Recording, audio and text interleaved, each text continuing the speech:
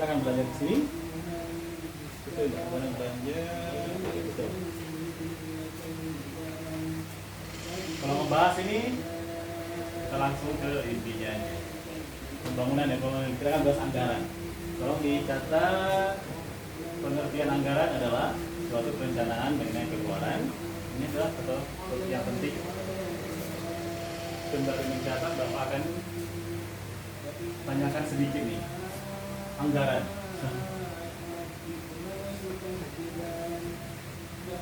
Pasti di sini pasti dikasih orang tua kan, ongkos atau apa dikasih ongkos atau uang jajan atau saku. Nah, gimana kalian mengelolanya? Mengelolanya seperti apa? Itu pribadi ya. Misalnya nih ongkos, PP, ini apa ke sini? Motor ya, untuk beli minyak ya, dipastikan cukup. Misalnya nih minyak 20.000, dikasih uang 50.000. Pokoknya adek harus bisa ya, cukup-cukupin. Nah, itu secara tidak langsung adalah orang tua kita sudah mengajar kita gimana untuk berhemat, menyiapkan anggaran. Misalnya kalau dikasih ongkos, gimana cara baliknya sampai ke rumah nanti nggak aman. Istilahnya itu adalah hal kecilnya. Begitu juga dengan rumah tangga. Rumah tangga itu harus ada anggarannya. Misalnya siapa yang bekerja di rumah? Bapak, untuk mencari nafkah. Nah, gaji UMK berapa? Taruhlah sekarang ini UMK udah tahu belum? 53. Oh, itu 53. Udah bekerja belum? Udah ya, tahu ya. 53. Nah, orang tua akan membagikan itu. Siapa yang membuat anggarannya? Ya si ibu. Ya, ibu yang tahu semua pengeluarannya. Itu biar cukup untuk ke bulan depan tanpa harus utang tanah. Nah, itulah. Nah, itu secara rumah tangga. Itu masih skala kecil kan. Nah, yang kita bahas ini bukan rumah tangga lagi, tapi nasional. Ya keseluruhan nasional. Oke. Lanjut, anggaran kita bahas di APBN-nya dulu. Ini nasional nih. Oke. Apa pengertian, tujuan, fungsi dan prinsip APBN? Nah, silakan dicatat, ini penting.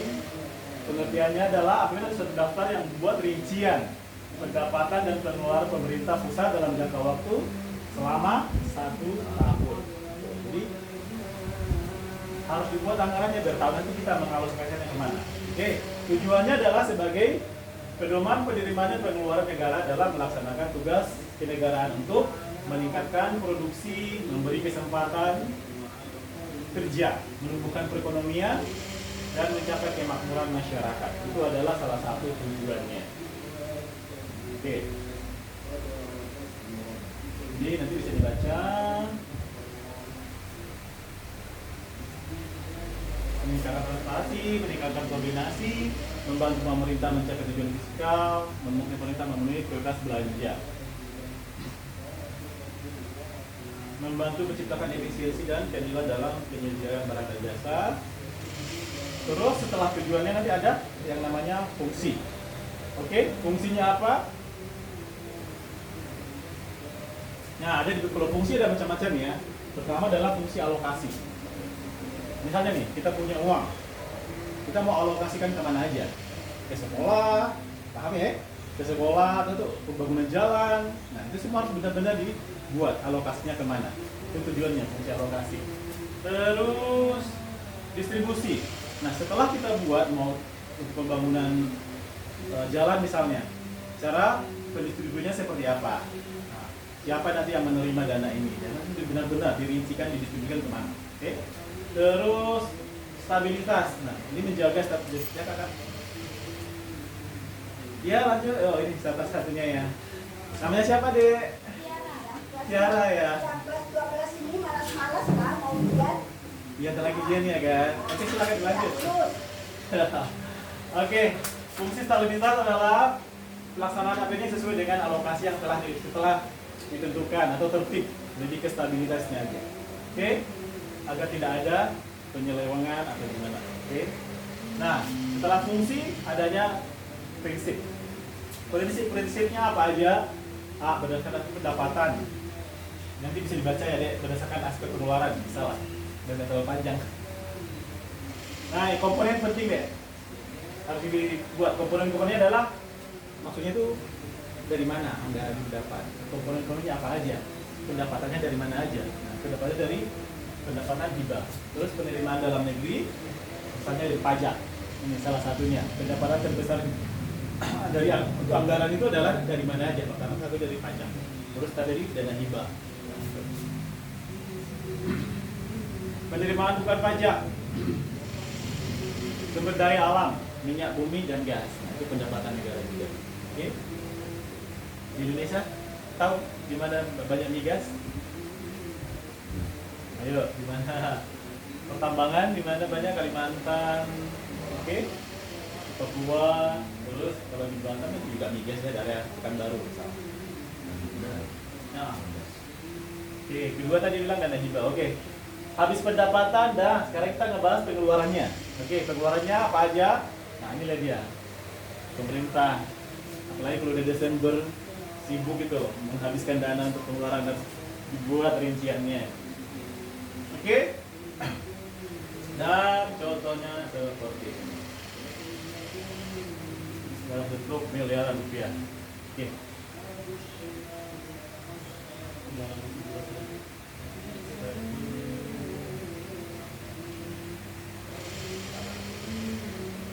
Dari sini.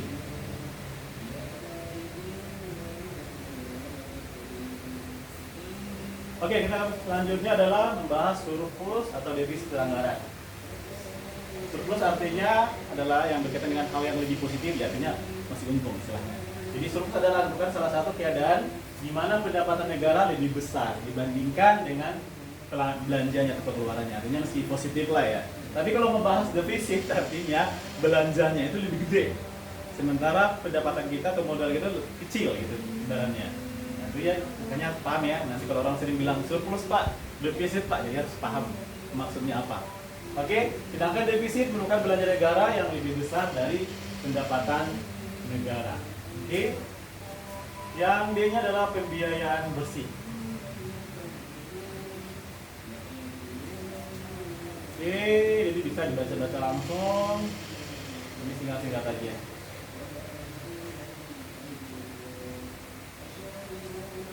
Mekanisme penyusunan APBN. Salah satunya adalah ya undang-undang tentunya. Ini dibaca di pasal ayat 23 ayat 1 Undang-Undang Dasar 1945 telah diubah menjadi pasal 23 ayat 1, 2 dan 3. Panjang. Dibaca aja dulu dah. Oke, lanjut.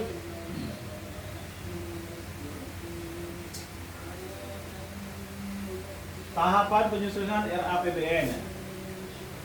Oke, pemerintah menyusun rancangan anggaran pendapatan dan belanja negara dengan penentuan asumsi dasar APBN. Oke, perkiraan penerimaan dan pengeluaran skala prioritas serta penyusunan budget. Ini nanti bisa. Nah, apa aja yang meliputinya? Pertumbuhan ekonomi salah satunya adalah tujuannya adalah pertumbuhan ekonomi. Terus inflasi. Tahu inflasi? Belum paham? Tahu deh inflasi apa? Pernah bahas nilai mata uang? Inflasi sebenarnya daya beli. Nah, inflasi itu misalnya dulu kita 20.000 bisa beli ini. Sekarang 20.000 bisa apa? Nasi Padang aja kan? Nah, misalnya gitu. Bapak dulu sekolah SD cuma jajan pakai 500 perak istilahnya. Itu bisa beli ini itu. Nah, 500 perak zaman sini nggak ada gunanya lagi kan? Nggak ada artinya gitu. Jadi maksudnya adalah daya beli dari mata uang tersebut itu inflasi. Semakin banyak angkanya bukan tentu sesuatu hal yang baik. Tuh. Kepala Sarah kemarin ada rencana bahwa pemerintah mau buat mata uang itu misalnya nih 10.000 jadi 1.000 kan dikurangi 0,1 gitu. Tapi itu masih planning, belum selesai. Karena udah terlalu banyak nol ya. Sementara kekuatan daya belinya sedikit kan. Ya, jadi pengen dikurangi nolnya. Mungkin 50.000 menjadi 5.000. 10.000 jadi 1.000. Jadi angkanya lebih kecil. Oke, lanjut ke nilai tukar mata uang. Nah, ini juga suku bunga sertifikat bank Indonesia, harga minyak nasional atau lifting. Nah, jadi anggarannya itu meliputi itu. Terus tahap rapat komunikasi dengan mitra kerja yang disebut rancangan tersebut. Oke, lanjut lah. Nah, kalau ngebahas ini terlalu panjang. Oke, Oke, kita lanjut ke yang keduanya adalah karena kita tadi kita bahas secara nasional seluruh provinsi yang ada di Indonesia ini. Oke, sekarang kita ngebahas yang per daerah aja. Kita berada di mana nih? Kepri. Jadi kita berada di Provinsi Kepulauan Riau. Kalau menurut kalian perkembangan Batam itu pesat gak sih? Kalau dibanding nasional besar, Besar ya. Berarti anggarannya tepat, istilahnya ini termasuk bagus lah istilahnya ya. Jadi berputar lah. Kenapa berputar? Karena pertama mungkin di sini orang sebagai ladang mencari nafkah ya, bekerja dalam lapangan pekerjaan. Jadi pertumbuhan itu berputar istilahnya. Nah, kita gajian kita apa kita bisa membeli produk-produk tersebut. Itu kalau di kampung mungkin penghasilannya mungkin dari bertani, ini agak slow ya. UMK-nya juga agak rendah dibandingkan kita. Jadi kalau di kampung ini orang kampung semua tak ada kampungnya tak? Atau memang lahir di Batam ini? Arah mana? di Batam. Asli Batam lahirnya. Adik-adik ke Padang ya, di Padang, yang merantau ke sini. Mas Batam juga, oh, lahir Batam semua. Adik yang sadar dari Padang ya. Oke. Oke, lanjut. APBD adalah anggaran pendapatan biaya daerah. Jadi pengertiannya adalah anggaran pendapatan belanja adalah dalam suatu rencana kerja pemerintah daerah ini ya, mencakup seluruh penerimaan belanja pemerintah daerah baik mau provinsi maupun kabupaten. Jadi artinya adalah kalau kita di Batam ini berarti semua yang provinsi berarti mencakup Tanjung Pinang, Batam, dan pokoknya yang masuk dalam Kepulauan Riau. Jadi semua pendapatan dicakup di situ. Oke? Tujuannya sama yang tadi, ya dasarnya tujuan adalah fungsi dan tujuannya APBD hanya dalam APBD ruang lingkupnya yang berbeda. APBD berskala nasional, itu, sedangkan APBD terbatas pada wilayah tertentu aja. Oke, APBD disusun sebagai pedoman pendapatan dan belanja dalam melaksanakan kegiatan pemerintah daerah. Ini terlalu umum lah ya, segampang. Fungsinya, fungsi otorisasi. Jadi ini dicatat fungsi-fungsi APBD karena ini akan masuk dalam ujian. Oke, fungsi otoritas adalah dasarnya adalah fungsi dasar, sedangkan fungsi perencanaan adalah sebagai pedoman perintah untuk merencanakan kegiatan pada tahun yang bersangkutan. Nah, fungsi pengawasan adalah untuk mengawasi agar tidak terjadi kecurangan. Terus fungsi alokasi adalah pembagian yang tepat sesuai dengan kebutuhan di daerah masing-masing. Itu fungsinya untuk APBD ini sampai 4 ya, sampai 4 saja. Kalau dicatat, ini sering masuk dalam ujian fungsi-fungsi APBD.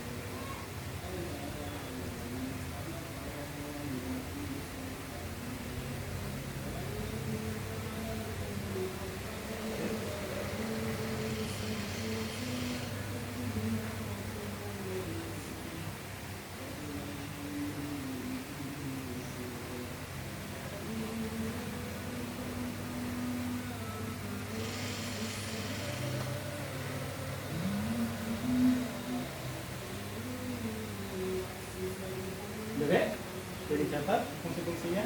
Mari kita lanjut.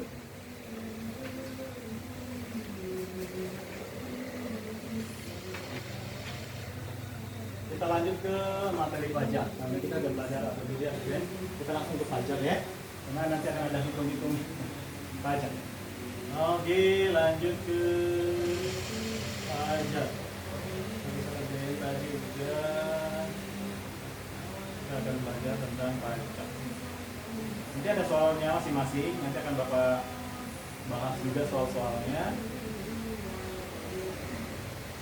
Oke, lanjut ya, pajak. Di rumah orang tua bayar pajak apa aja? Paham tak? Pernah dengar nggak? Kendaraan bermotor, Mau pada punya. rumah, Nah. bangunan. Pernah ikut nggak suruh bayar pajak deh?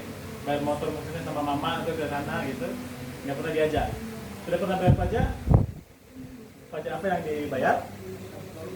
Motor ya. Kendaraan motor biasanya dibayar di Samsat. Nah, jadi paham ya. Kita bahas di sini nih. Nah, tujuannya di fungsi pajak itu, contohnya di motor nih. Untuk apa? Pajaknya itu digunakan. Ayo. Kalian harus paham loh, Dek. Nggak apa-apa, namanya belajar ya kan. Jadi, kenapa sih kita harus bayar pajak? Untuk apa sih gitu kan? Harusnya tahu kan. Kita ngeluarin sesuatu untuk apa? Kita harus tahu. Karena mungkin masih sekolah sih, oke. Nah, kita ngeluarin pajak itu misalnya motor, kendaraan motor adalah untuk pembangunan, jalan, penerangan. Kan kalau bolong sedikit nih, kita harus kasih komplain tuh, apalagi Halo Batam tuh, kira di 4 kali tuh. Pak, tiba bolong nih, tolonglah ditambal gini-gini. Nah, jadi langsung dilaporkan ke dinas perhubungan, didatang tim langsung nambal, misalnya ada kerusakan. Nah, itu biaya itu dari mana? Dari hasil pajaknya. Nah, dari pajak bermotor kendaraan. Itu contohnya ya, gambaran simpelnya aja biar paham. Oke, pajak adalah iuran rakyat kepada negara berdasarkan undang-undang sehingga dapat dipaksakan dengan tidak membalas jasa secara langsung. Memang tidak secara langsung kita bayar, karena kan ya prosesnya masuk anggaran dulu, baru nanti pembangunan. Fungsi dari pajak adalah sebagai berikut. 1. Fungsi anggaran. Nah, itu tadi yang kita bahas. Anggaran APBD, APBN tadi ya. Daerah dan negara itu termasuk. Fungsi anggaran pajak berfungsi sebagai anggaran atau budget yang mana pajak digunakan sebagai sistem untuk menginput dana secara optimal ke kas negara. Kalau ini yang negara punya ya, yang didasarkan pada undang-undang yang berlaku. Jadi harus paham itu fungsi anggarannya. Terus fungsi untuk mengatur jelas sebagai alat untuk mengatur ekonomi negara, benar. Hal ini untuk kepentingan dan kemajuan negara. Fungsi pengatur dilaksanakan dengan cara memanfaatkan dana pajak dengan semaksimal mungkin. Contohnya ya, untuk pembangunan infrastruktur kita yang sekarang ini. Jadi Batam maju ya karena masyarakatnya tak bayar pajak, ya dong, ya kan? Oke. Selain motor apa lagi yang kalian bayar? Udah punya rumah, orang tua kan pasti punya rumah toh? Ya, tanah, Tanah, itu. Pajak bumi dan bangunan itu disingkat ada PBB. Nah, itu kalian juga harus pajak. Nanti ada hitung-hitungannya. Jadi belajar berhitung ya gimana dalam satu rumah berapa tuh pajaknya, PBB-nya. Itu ada hitung-hitungannya. Oke. Terus fungsi pemerataan pengatur tadi ada fungsi pemerataan. Dengan memungut pajak akan terjadi pemerataan pendapatan penduduk. Karena hasil dari pemutihan tersebut dapat dipakai untuk berbagai kegiatan pembangunan. Stabilitas. Dalam fungsi stabilitas, pajak berfungsi untuk menstabilkan negara. Misalnya dalam pengendalian terhadap inflasi, harga atau peningkatan harga. Apalagi nih, ntar lagi mau lebaran, siap-siap lah ya. Inflasi itu harga naik. Nah itu kalau nggak dikontrol oleh pemerintah, bisa aja loh, terancam kita. Masa telur satu biji aja bisa 5.000 nanti mampus lah, gimana tuh? Ya? Oke, fungsi retribusi pendapatan. Pajak yang telah dipungut oleh negara akan dipakai untuk membiayai semua kepentingan umum. Oke, termasuk untuk pembangunan agar dapat membuka lapangan kerja. Oke, terus ada asasnya dan asas keadilan. Jadi kita pun harus adil ya, nggak ngasal-ngasal motif ya, ngasih pajak juga ya, harus adil dong. Jadi proses pemungutan pajak haruslah adil, yang artinya semua wajib pajak mempunyai hak dan kewajiban yang sama dan perpajakan, tidak ada diskriminasi istilahnya. KTP, terus kalian horizontal, vertikal, oke itu terlalu panjang. Kejelasan, nah sesuatu di dalam kegiatan perpajakan harus detail, harus jelas ya. Wajib pajak mengetahui berapa pajak yang harus dia bayar oleh mereka. Maksudnya kita bayar senilai ini gitu ya, kita harus tahu gitu loh. Sesuai enggak? Kadang kan terlalu tinggi pajaknya kan kita pun mudah-mudah juga nggak bayar kan. Oke. Kejelasan ini akan membuat wajib pajak tahu kepastian hukum dan hak kewajiban yang dimilikinya dalam kegiatan perpajakan. Oke, kita C-nya kenyamanan. Wajib pajak harusnya diberikan dalam pelaksanaan pemungutan pajak agar tidak mempersulit mereka dengan memenuhi kewajibannya. Nah, kenyamanan sekarang itu pajak itu kayak kita, kami ya, biasanya udah bergaji, kemudian ada dia pajak penghasilan ya, PPh ya. Kadang kita mau klaim pajak kita ke kantor kan ngantri panjang segala macam. Mereka itu sekarang udah pintar, ada yang versi e-commerce apa online semua bisa, jadi nggak perlu ada antri panjang di sana. Jadi dalam pemungutan itu terlalu mereka kasih fasilitas ya kan ya. Oke, dari handphone sudah bisa segala macam, tinggal klik pajak udah selesai. Nanti kalau kalian sudah bergaji di atas 5 juta ya kan biasanya itu maksudnya setahun lah, di atas setahun itu ada 5 juta ya, itu udah kena potong pajak. Itu pajak tahunan. Ekonomi, dalam pemungutan pajak biaya harus dikeluarkan seminim mungkin tetapi dapat menghasilkan kas yang maksimal. Oke, unsur yang diketahui dalam pajak yaitu 1. Wajib pajak, objek pajak, dan tarif pajak. Jadi kalian harus paham nih 3 ini. Wajib pajaknya, subjeknya apa? NPWP. Sudah punya NPWP belum? Belum ya. Nanti kalau sudah kerja di PT wajib NPWP. Sudah kita punya KTP, kita akan wajib punya NPWP. Nanti di sana disuruh dibuat. Nanti kalau sudah bekerja secara ini. Oke, objek pajaknya untuk sasaran pajaknya, misalnya gaji, kendaraan. Oke, objeknya itu misalnya di PBB, kendaraan, apalagi banyak tuh. Restoran, restoran sudah pajak tuh kan. Nah, itu adalah objeknya apa aja. Terus tarifnya juga nggak boleh asal-asalan lah. Terus standar yang kemampuan kita yang sudah disahkan oleh pemerintah. Jadi nggak boleh ngasal-ngasal nih. Misalnya sekarang pajak restoran berapa? 10% kan? 11 ya, dan naik ya. Tahu deh pajak restoran, pernah nggak belanja di restoran terus ada PP-nya di bawah gitu ya? Paham ya? Itu tujuannya untuk apa? Nah, itu sama untuk pembangunan. Oke. Kalau nggak dibersihkan, insya Allah. Oke, tarif pajaknya juga pertama adalah tarif tetap, tarif pajak yang jumlah tetap tanpa mempertimbangkan besar kecilnya objek pajak. Terus tarif proporsional adalah tarif pajak yang memakai persentase dari objek pajak. Nah, persentase ini sifatnya tetap, berapapun jumlah yang dikenakan pajaknya. Terus nanti tarif progresif adalah tarif pajak yang disesuaikan dengan nilai objek pajaknya. Kita akan bahas soal persoalnya. Nah, jenis pajaknya ada pajak langsung yang membayarnya dapat dibebaskan oleh pihak lain. Contohnya adalah pajak penghasilan. Sama lah ketika bayar ini pajak langsung. Contohnya pajak restoran, pajak langsung atau tidak langsung ya, karena langsung bayarkan, makan langsung bayar pak, gitu kan, langsung potong gitu. Pajak tidak langsung adalah pajak yang membayarnya tidak harus dilakukan oleh wajib pajak, tapi dapat dibebankan kepada pihak lain. Contohnya adalah biaya cukai rokok, kan? Misalnya nih, tidak rokok kan? Dan merokok mendapat merugikan kesehatan. Jadi kenapa di pajak PPN tinggi?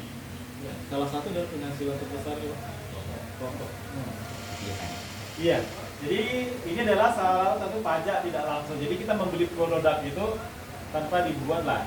Apa tuh? Misalnya harganya nih harga modal mereka itu misalnya 15.000, tanpa PPN jadi 25.000. Jadi mereka tunjukkan, jadi nggak langsung ditunjukin. Harga 25.000 aja itu termasuk PPN misalnya. Oke, jadi artinya pajak tidak langsung. Berdasarkan lembaga pemungutan pajak adalah sebagai berikut. Pajak pusat. Nah, ini kita bahas tadi. Pajak pusat itu pemerintah pusat langsung dan dipakai untuk membiayai pengeluaran negara. Contohnya adalah PBB, pajak bumi dan bangunan yang harus kita bayarkan setiap bulannya. Terus pajak daerah adalah pajak yang dipungut pemerintah daerah dan dipakai untuk membiayai pengeluaran pemerintahan daerah tersebut. Contohnya adalah, nah yang tadi kita bahas, pajak provinsi contohnya, bahan bakar kendaraan, pajak kabupaten dan kota. Contohnya adalah pajak hotel. Bahkan itu hidup loh, semua hotel. Kan pajaknya semua ada. Cuman kadang kita bayar hotel itu nggak ditunjukin PPN-nya aja. Tapi kita pajak-pajak. Oke? Berdasarkan sifat pajak dibilangnya menjadi pajak subjektif dan pajak objektif. Ada pajak yang memperhatikan kondisi dari wajib pajak seperti pajak orang yang sudah atau orang yang belum menikah. Nah, itu berbeda pajaknya yang dikeluarkan. Nah, semua itu dipertimbangkan tuh kan. Maksudnya karena asal-asal bikin pajaknya ya kan. Yang menikah mungkin lebih sedikit bunganya, yang belum menikah mungkin lebih besar. Misalnya contohnya gitu. Pajak objektif adalah pajak yang permulaan disalurkan kepada objek pajak tanpa memperhatikan kondisi dari wajib pajak. Ini berarti ini mutlak ya, nggak bisa dia ini. Nggak bisa lagi ditawar-tawar. Misalnya adalah pajak bumi dan bangunan. Tapi ini nggak boleh juga salah. Tapi tetap maksudnya tuh dipelajari oleh pemerintah kalau ngasih pajaknya itu nggak terlalu gede sih. Kalau bapak kayaknya sekitar 80 ribuan deh pajak PBB-nya. Jadi itu nggak sembarangan ya, karena itu kan hal yang orang banyak ya. Karena ya dia suka mau naik ya sampai mau demo. Kemarin PBB mau naik ada pajaknya. Berita-berita yang kita dengar kemarin sampai di mana jadi dinaikkan sampai di demo tuh gubernurnya. Ada tuh beritanya. Di Jawa kan yang dinaikkan pajak PBB-nya sampai viral tuh. Nah itu. Oh iya. Ngasal dia bikin pajaknya. Oke. Simulasi pajak. Nah, simulasinya salah satunya adalah praktis dan mudah, iya. Adil dan merata, adanya kepastian hukum yang wajib pajak dan petugas pajak. Ini nanti biasalah, nanti bisa dibaca ya di pelan-pelan. Oke, cukup panjang. Jadi kita skip aja. Kita langsung bahas tentang penghasilan. Mulai berhitung ya. Mari kita berhitung. Kita membahas gaji orang dulu. Oke. Kita ada yang penghasilan tidak kena pajak. Besarnya penghasilan tidak kena pajak berlaku sejak tahun 2006. Dan besarnya disesuaikan menjadi sebagai berikutnya. Misalnya 13 juta Rp200 untuk dari wajib pajaknya. Jadi 3.200 Rp1.100 tambah untuk wajib pajak yang menikah. 13 juta Rp200 itu tambahan untuk seorang istri yang penghasilannya digabung dengan penghasilan suami. Oke, lanjut. Mungkin akan lebih paham kalau kita kasih contoh soal. Ayo, kita berhitung. Nanti kita rubah angkanya.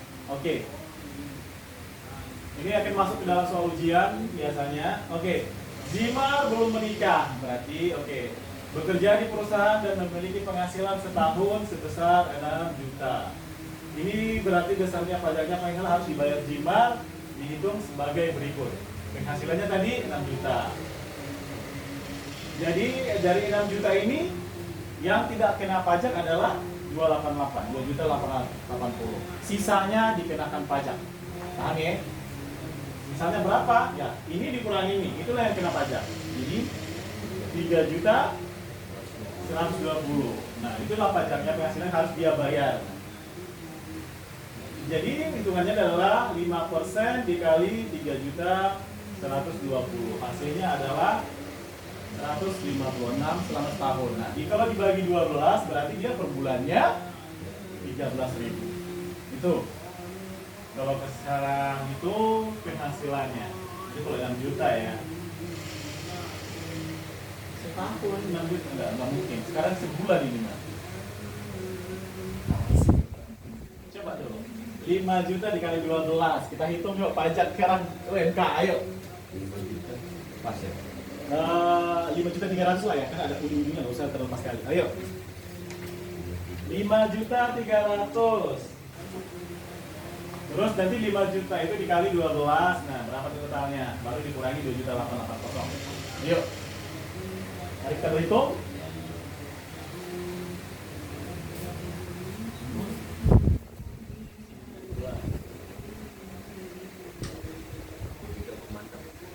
Ayo. Berapa jadinya? 3,6. Udah dikali, maksudnya gini. Dikali 12 kali 5.300 berapa? 63,6. 63 betul. Salah ya? Oke, bisa di sini. Boleh di sini. Berapa deh tadi? 63,6.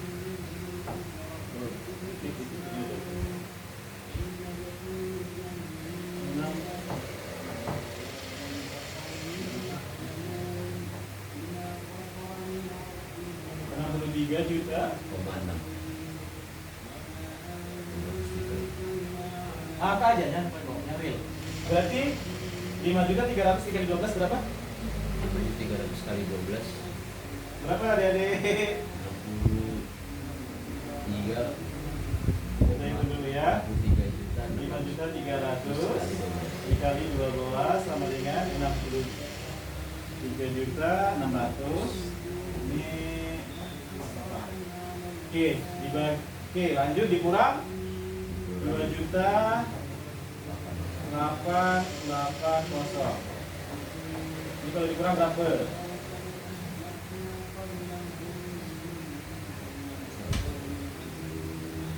Terus dikurang 2 juta 880. 60 juta 120. 60 720 nggak sih? 720 ya. Iya kan? Oke, berarti ini dikali Dikali 5%. dikali 5%, berarti 5%. Nggak bisa. Dikali 5%. Jadi berapa? Jadi gajuin kau, jadi harus tahu nanti kalian bayar pajaknya berapa. 60 itu sudah dikali 5%. Oke, 3 juta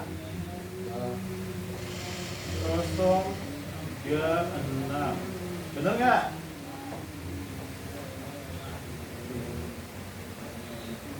Bener nggak deh? Terbalik nggak?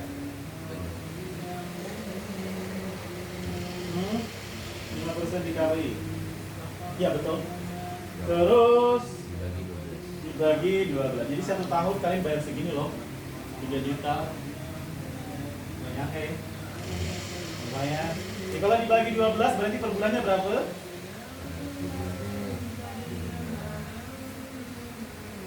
Dibagi 12. Jadi 253, benar? Iya kan? Wow, lumayan ya. Setara dengan gaji sehari. Sehari itu kalau UMR kita 5 GB dibagi 26 hari kerja. Kan minggu gak gitu ya. Itu sekitar 200.000 per hari. Jadi kalau kita ini apa nggak masuk sehari itu rugi 200.000 loh kalau kita nggak kalau PT bisa ngomongnya ya. Bapak juga di PT gitu. Setara pajaknya sehari, berarti 1 bulan diambil sehari udah pajak kali ya. Kurang lebih lah. Tuh, jadi ada paham ya cara ngitungnya. Ini baru gaji, belum lagi kita bahas PBB. Jadi kita bahas cara itu cara ngitung PBB-nya. Ya, yuk belajar dulu. Kalau kan dicatat dulu, biar paham nanti ya. Ini dari 5.300.000 misalnya. 1 juta.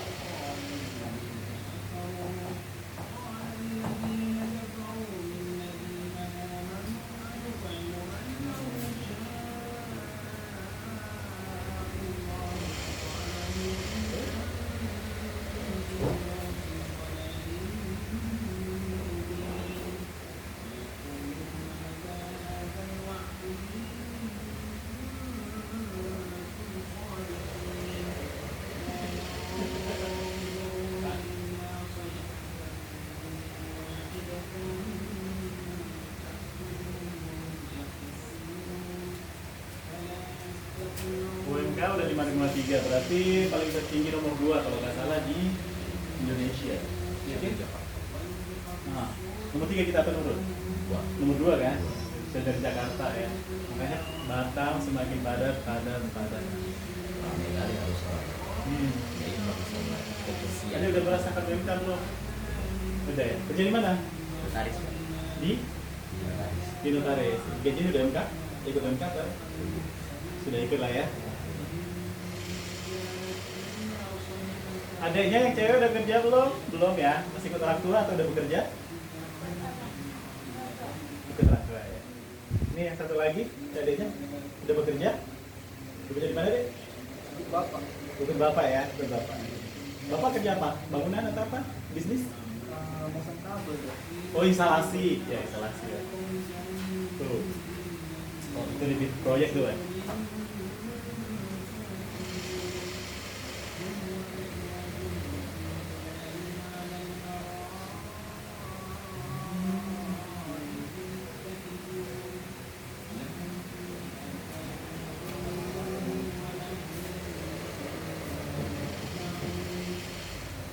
Oke, kita lanjut ke ngitung pajak satu lagi.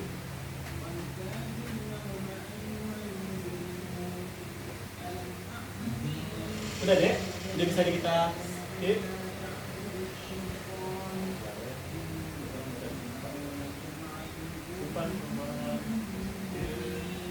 Lanjut ke soal berikutnya. Ah ini dia. Tarif pajak penghasilan. Ayo ini yang penting nih. Notaris harus paham nih. Oke. Tadi kita buat pajaknya berapa? 5% kan? Karena sampai 25 juta pajaknya cuma sampai 5% aja. Tapi kalau di atas 25 juta sampai 50, 10%. Ini sudah manajer lain nih ya kan? Oke, terus di atas 50 juta adalah 15%. Nah, di atas 100 juta, ya, udahlah, terlalu tinggi. Influencer kayaknya ini ya nanti itu, artis lah itu ya. Tapak langit, jaminan sosial tanpa atas langit, bukti per bulan ya, dengan biaya. Oke, kita bahas ini dulu. Oke, dari contoh ini tarif pajak penghasilan. Oke. Contohnya Anwar menikah dan yang berkeluarga ini 1 juta pada tapak langit. PT ini adalah program yang sospek. Oh ada yang sospeknya. Oke. Premi asuransi kecelakaan 5.000 per bulan dan premi asuransi kematian MP 3.000. PT tapak langit juga. Ini kayaknya di samping nih.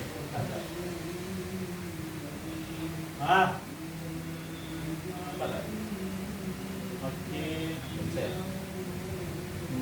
Karena ini terhubung ke sini. Salah ya.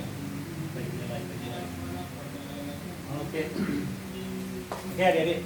Nampak tak? Masih kelihatan lah ya. Adik nampak tak? Kalau nampak ayo maju depan dikit. Oke. Karena ini adalah berkeluarga, kebetulan Anwar sudah memiliki 4 orang anak, bekerja dengan gaji 1 bulannya itu 1 juta. Memang ada. Contohnya aja ya, PT ini mengikuti program jam sosial jaminan sosial tenaga kerja, sehingga perusahaan awal si Anwar asuransinya adalah sebesar 5.000. Nah, terus asuransi kematiannya adalah 3.000. PT Tapak Langit juga mengikuti program jaminan hari tua, pensiun karena Gunawan harus membayar jaminan itu sebesar 20.000 per bulan, dan iuran pensiunnya itu adalah 25. Pada bulan ini beda jabatan 5% dari gaji. Berdasarkan di atas, maka besarnya pajak penghasilan yang harus dia bayar Anwar adalah, oke, kita rincikan dulu. Gajinya tadi disebut sebulan ya. Oke. Terus asuransi kecelakaannya adalah 5.000 tadi dibilang ya ini. Oke. Terus premi asuransi kematiannya adalah 3.000. Jadi totalnya adalah 1.008.000. Paham ya? Ini ditotalkan dulu.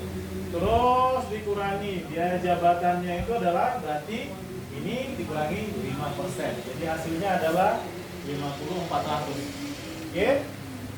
Terus lanjut, semua biaya jabatan 5% adalah semua pegawai tetap dan penerima pensiun akan dikurangi biaya jabatan sebesar 5%. Oke. Terus lanjut lagi, tadi ada iuran pensiun. Kalau berarti udah punya BPJS kan?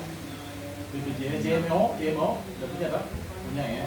Jadi adik-adik kalau udah kerja di perusahaan pasti wajib ada itu. Karena itu jaminan hari tua. Nanti kita kebahas di sini nggak mampu lah apa itu pensiun ya. Kerja pun kagak gitu ya. Oke, nanti kalau nanti sudah bekerja di perusahaan pasti diwajibkan itu tenaga kesehatan pasti ada BPJS kesehatan dan BPJS tenaga kerja. Jadi dua-duanya itu wajib punya. Kalau perusahaannya yang resmi ya, yang bagus ya, rata-rata pasti wajib ada itu. Terus sangat membantu kita untuk berobat, salah satunya nggak perlu bayar, ya kan? Nah, itu pun harus antri, nggak perlu antri sebenarnya, antrinya sebentar, karena sekarang udah bisa klik di aplikasi.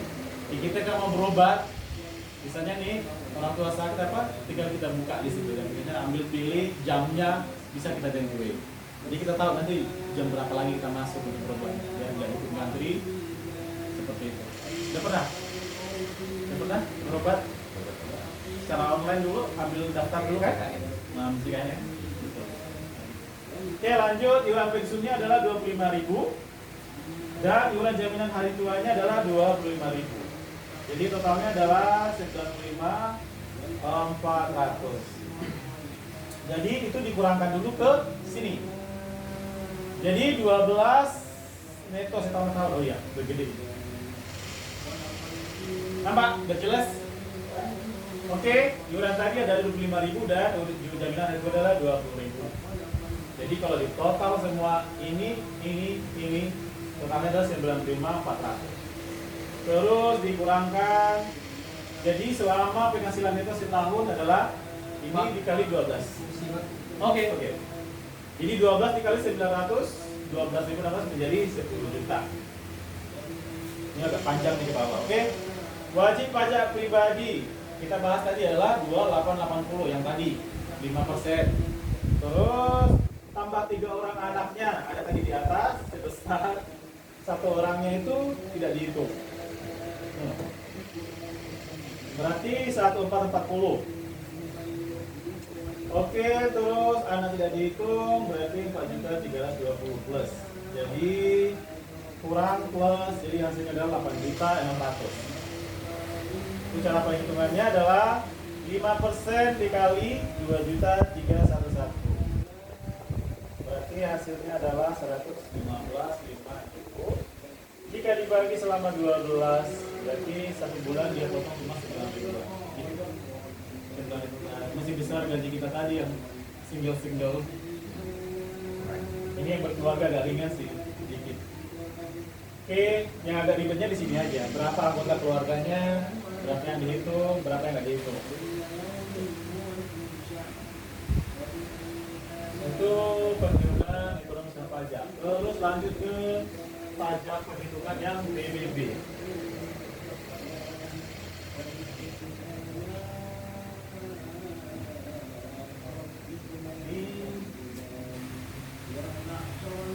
Nah, PBB tarif pajaknya adalah tarif X JKP atau PBB 0,5%. Oke, kita ngebahas rumah kita nih. Benar, rumah kita sekarang itu aku sih harga rumahnya nggak mahal-mahal amat. Ya kurang lebih aku bayar sekitar 80 ribuan lah.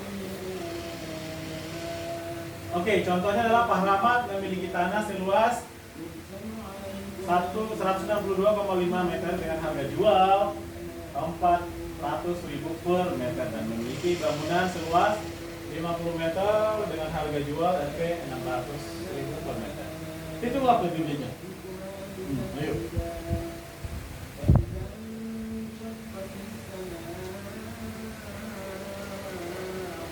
Oke. NJOP. Jangan itu apa singkatan-singkatannya? NJOP adalah nilai jual tanah objek pajak tidak kena biaya. Oke, sementara ada lagi singkatan tidak apa-apa. Oke. Tanahnya adalah sebesar 162,5 meter. Terus dikali ini ya. Jadi hasilnya adalah 65 juta. NJP bangunan sama dengan ini dikali ini. Itu 30 juta. Nah, NJOP keseluruhan sebagai dasar di total artinya adalah di total ini ditambah ini artinya adalah 95 juta. Paham? Nah, 8 juta adalah yang tidak dihitung pajak. Kalau kita tadi kan 2.88 ya yang kita yang untuk perorangan ya. Nah, kalau perumahan 8 juta, berarti 8 juta dikurangi 95 juta. Oke. Jadi 87 juta dikurang ini dibagi berapa ini? 87 juta dikali 20%. Lumayan tuh. Oke, kalau kita tadi 5%, kalau ini 20%. Tetap kok. 20% dikali 80 juta sama dengan 17.400. Paham? Ada yang masih bingung tak? Karena dia tidak mencapai 1 miliar. Kalau 1 miliar di atas berarti 40%. Paham ya? Karena dia masih di bawah 1 miliar, jadi NJOP-nya adalah 20%. Itu perbedaannya. Jadi Pak Rahmat harus bayar 17.400 dikali 0,5%, jadi 87.000. Oke? Karena pajak PBB itu adalah tadi kita bahas adalah 0,5% dikali 17.400-nya. Nah, kalau aku ganti angkanya ini, ayo, bisa kerjain tak? Misalnya, ini ya. Oke. Kalau nggak dikasih tahu nanti nggak paham. Harus dikasih tahu. Inilah.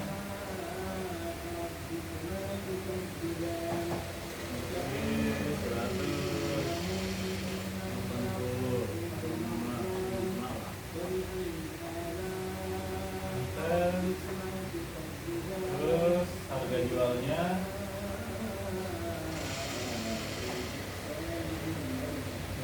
FP 600 lah per meter. Terus bangunannya, nilai bangunannya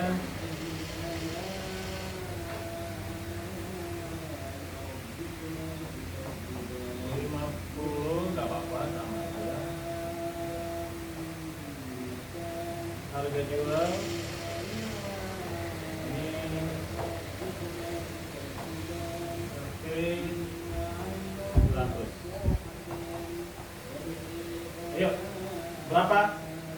Ayo belajar yuk.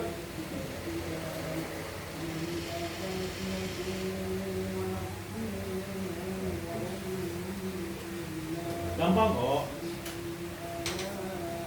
Habis ini apa? Boleh pulang kalau udah selesai. Ayo deh belajar deh.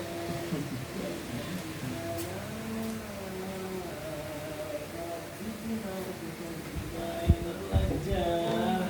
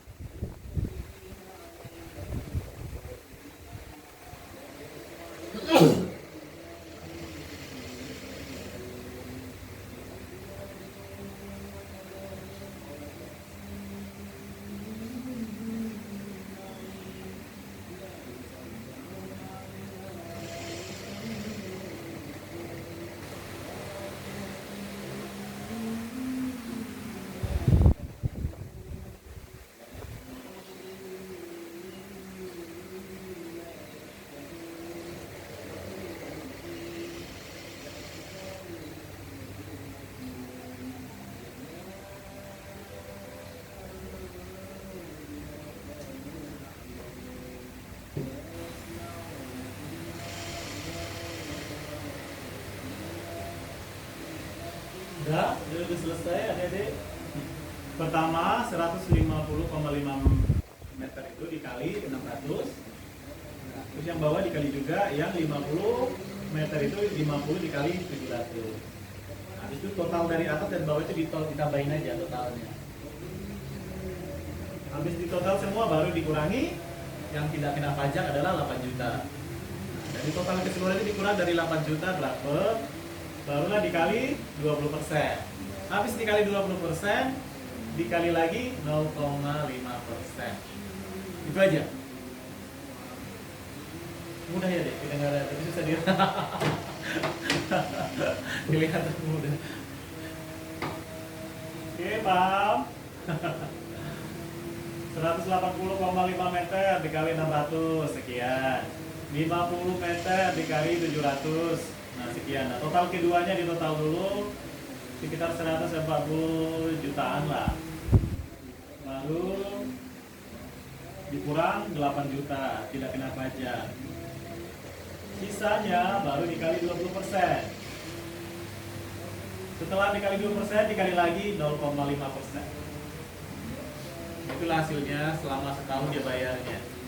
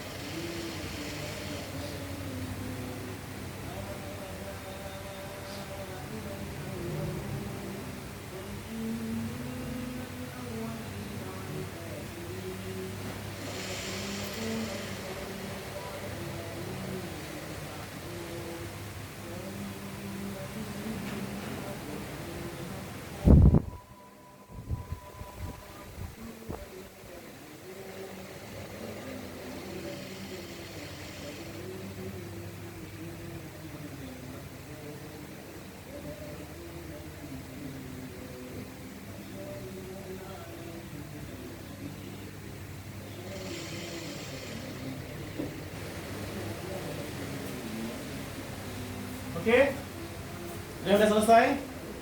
Ayo, dapat berapa deh nilai akhirnya? 1 tahunnya berapa? 135 berapa apa enggak ya? Ya gitu kan. 15. Betul. 135 300 benar. Ayo. Berapa deh? Belum, masih berpikir. Adanya berapa? Apakah ada nemu? Ya udah, oke, kita mulai aja ya. Pelan-pelan ya.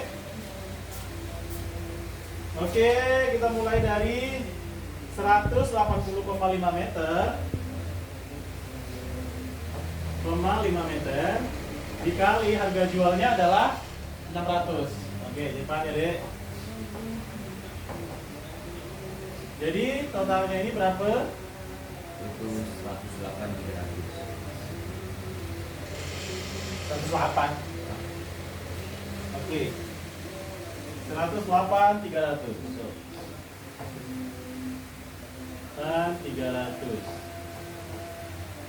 Terus lanjut yang 50. 50 dikali harga jualnya 700. Sama dengan 35 juta. Padahal urut rumah mana ada lagi yang segini. Semua udah mau 600 juta. Contohnya aja kita bahas. Oke, jika di total berapa? 35 juta ditambah 108. Berapa totalnya? 143 300. 143 300. Itu totalnya ya. Habis ini diapain lagi? Dikurang 8 juta.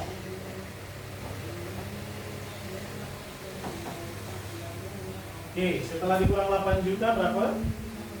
Semua. Oke. Kamu dia. Boleh bawah. Ini Pak. Apa nih? Dipakai ini. Kita hapus dulu ya.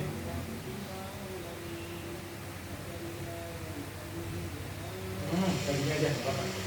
Oke. Jadi 180,5 43, 300 dikurang 800 berarti 135.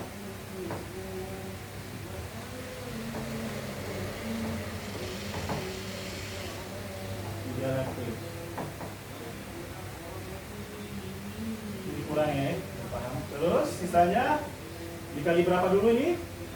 20%. Adek, di sini mau kita dibingungnya atau semua bingung? Setelah 1 juta, 143 juta dikurang 8 juta. Nah, habis itu dikurang, bukan dikurang sih, dikali 20%. Oke, mantap. Dikalikan dulu dengan 20%-nya. Jadi ini dikali 20% berapa? Berapa hasilnya, Dek? Cari dulu, itu. Berapa, Dek? 135, 300 dikali 20%. Berapa? Ayo. Nih, Masnya, adiknya berpaham nih. Balik ke bekerja, ayo. Biar nanti dia tahu. 135, 300 dikali 20% berapa?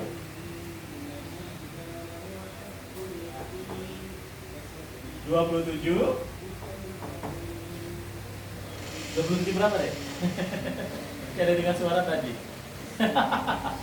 135 juta 300 dikali 20%. Kalkulator aja deh, nggak apa-apa. Hasilnya adalah 20 juta 60.000. Terus dikurang lagi sebesar 0,5%. Tuh. Hasil akhirnya adalah 100.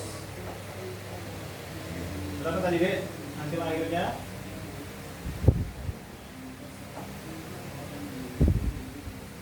sama dengan 135 300.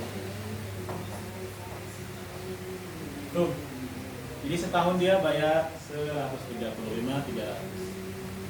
Jadi intinya yang pertama adalah berapa bisa biaya yang harus dikalikan 20% dulu baru 0,5%.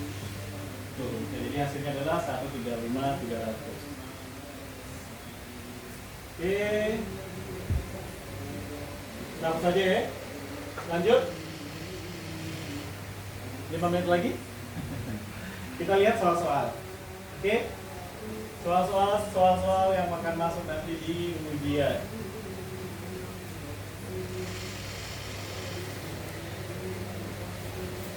Ini sudah-sudahnya. Nomor 1. APBN, berilah tanda X pada satu jawaban yang benar. APBN dijadikan sebagai suatu daftar yang membuat perincian sumber. Tadi ada ujungnya 1 tahun dari tanggal sekian ke tanggal sekian. Jadi jawabannya adalah daftar yang membuat perincian selama 1 tahun. Ya. Jadi jawabannya kalau enggak B, Pak, kalau enggak C gitu. Benar? Jawabannya C kan? Yakin? Oke. Pendapatan investasi, pendapatan pengeluaran selama 2 tahun salah. Pendapatan negara dan pengeluaran negara 1 tahun. Oke.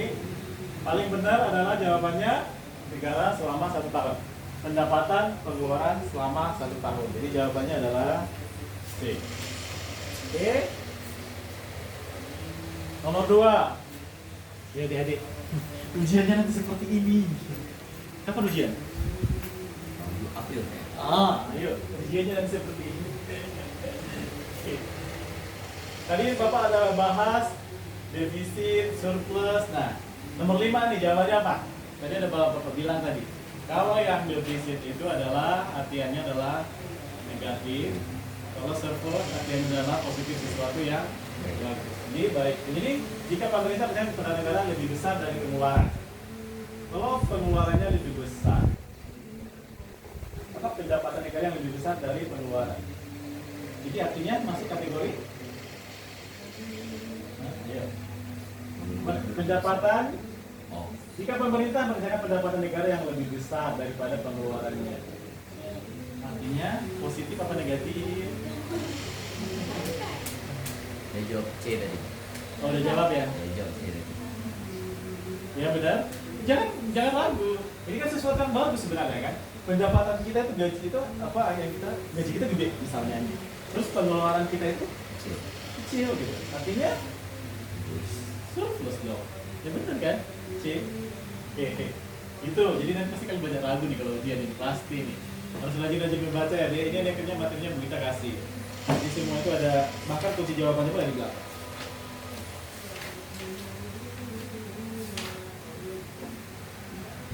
Oke, nomor 5 jawabannya anggaran surplus. Oke, nomor 2 APBD disusun dengan tujuan. Ayo. Padahal kita ngebahas tadi nomor, padahal ini ada di sini nih dengan dua. Padahal nomor 1 itu udah disebutin gitu loh jawaban untuk nomor 2 sebenarnya. Nomor 1 itu adalah jawaban ada di nomor 2. Ya Pak, nomor 2 ini jawabannya nomor 1. Ya, pendapatan dan pengeluaran juga toh yang kita bahas. Jadi nomor 1 jawabannya C. Nomor 2 jawabannya A. Nomor 3 di bawah ini yang merupakan fungsi APBN. Ayo.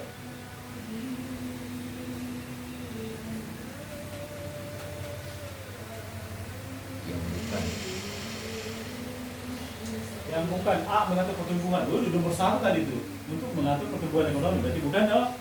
Mengendalikan pendapatan dan pengeluaran negara. Betul, menentukan jumlah pendapatan dan pengeluaran negara. Betul, kan? Ayo, yang mana? Membingungkan?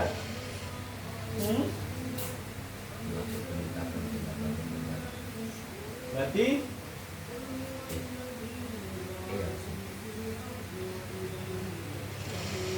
mengatur peningkatan pendapatan negara agar terarah dan merata itu. Benar.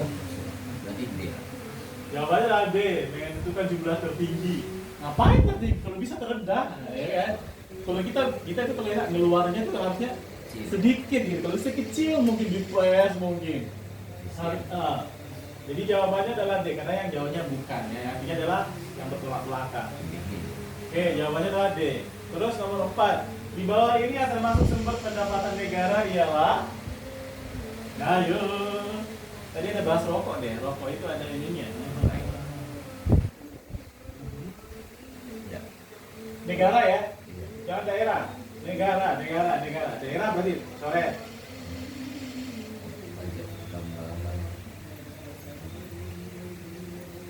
Pendapatannya DAP Tuhan. C. Yuk.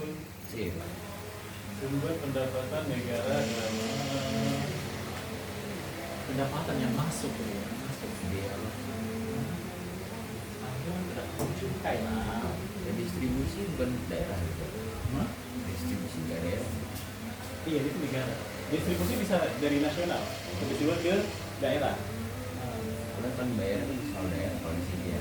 Iya. Kayaknya kayak produk cukai. Iya. Ada emang beli produk cukai. Negara, cukai masuk negara juga. Oke, saya jelasin adalah pendapatan negara merupakan salah satu pertumbuhan kekayaan bersih di dalam sebuah negara. Oke. Jadi pajak dalam negeri, migas dan non migas. Nah, pajak pertambahan mineral atau bumi, bangunan, termasuk lah ya. Terus sama biaya cukai ya. Itu retribusi dan cukai. Jawaban nomor 4 adalah A. Terus nomor 5 tadi sudah kita jawab. Terus ya sekarang cukai lagi bermasalah ya. Bukan bermasalah sih ya.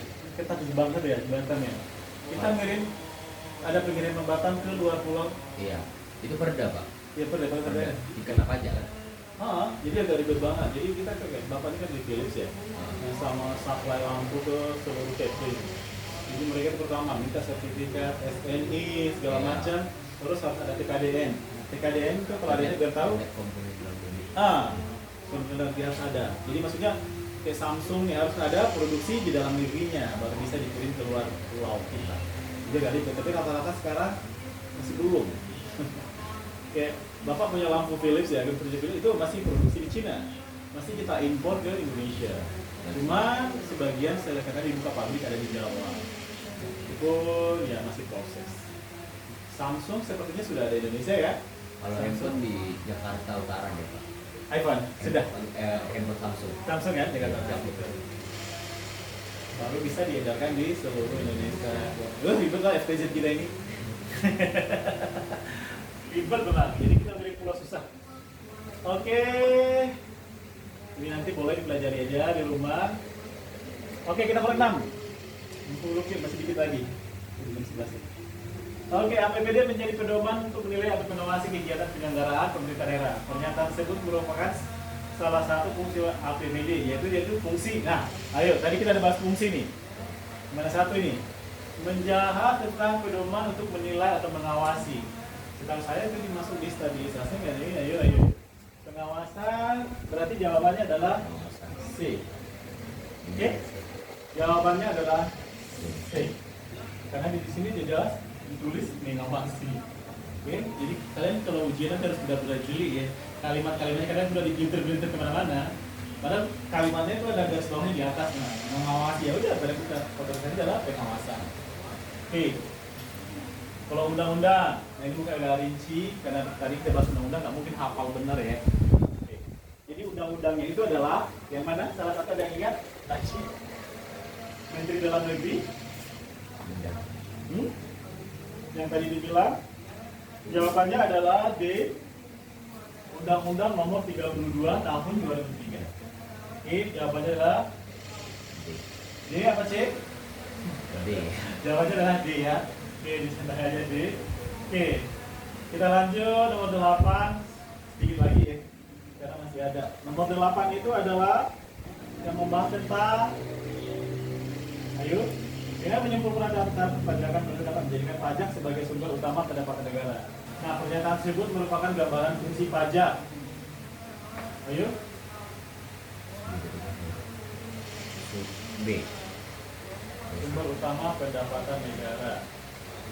Tersebut merupakan gambaran fungsi pajak. Fungsi pajak. Ya. B. Jawabannya adalah D. D. Ayo, salah.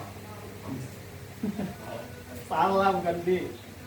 Oke, di situ tadi ada fungsi anggaran, fungsi pengatur, fungsi pemerataan, dan fungsi stabilitas. Dan satu lagi adalah fungsi retribusi. Jadi jawabannya adalah A, sumber pendapatan negara. Nah, gimana tadi? Oke, alat pengatur dalam kegiatan ekonomi. Jawabannya adalah A. Oke, lanjut. Tadi Bapak Madi memiliki penghasilan kena pajak sebesar langsung yang kita tadi paling atas ya, nggak mungkin 10% gajinya itu manajer kali di atasnya. Oke, 20 pajak sebesar kalau 200 juta 1 tahun, maka berdasarkan Undang-Undang Nomor 17, jadi 200 saja berapa? Dikali berapa itu harusnya? 25% ya. Bukan 5%, jadi 25 juta. Jadi maksudnya itu berapa? Jawabannya 25, 50, 10, 20. Bapak Madi milik kena pajak sebesar 200 juta. Jadi 20 berapa tadi? Kan 5%. Coba 5% dikali 200 juta berapa? Ayo. Karena kita tadi hitungnya 5% kalau gaji itu pajaknya 5%. Karena ya kalau di atas 200 juta mungkin baru 10%. Itu sampai ke 50 juta yang tadi.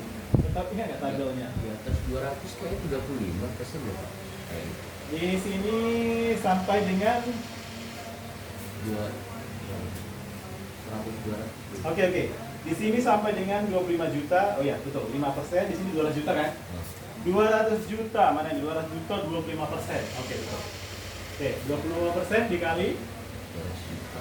berapa? 50. Oke, jawabannya adalah B. Oke, lanjut. Terakhir, karcis masuk pajak ke peserta yang adalah parkir peserta adalah contoh dari Distribusi. Distribusi. pajak red sama parkir juga. Kalau bukan parkir, juru parkir pajak sebutnya adalah pajak retribusi. Ini tukang parkir yang selalu muncul ketika kita lagi adren, kita lihat lari. Kalau kita masuk itu gak diatur laptopnya. Minta kartis Pak. Karcis ya. Langsung getir. Ya, sediakan selalu minta kasih share agar uangnya itu masuk ke daerah. Karena itu bagi dua ya. Maksudnya itu kalau kita beli karcis artinya bagi dua, berarti 2.000 itu wajib ke pemerintah. Jadi 2.000-nya itu yang istilahnya gitu. Jadi istilahnya yang kita kasih itu masih masuk ke pemerintah. Itu kalau mobil ya 4.000 ya. Kalau motor juga distribusi juga bagi dua ya. Jadi hasil. biasakan minta kartis biar ya, dimakan istilahnya. Kalau nggak ada kartis kan dia nggak ngeklaim. Jadi kartis yang dipegangnya masih utuh, dikembalikan lagi yang utuh karena dihitung dari situ, dari nomor parkirnya. Oke, itu aja dulu sampai di sini. Terima kasih adik-adikku. Nanti ujian semoga dapat nilai terbaik ya. Amin. Oke, terima kasih. Assalamualaikum warahmatullahi wabarakatuh.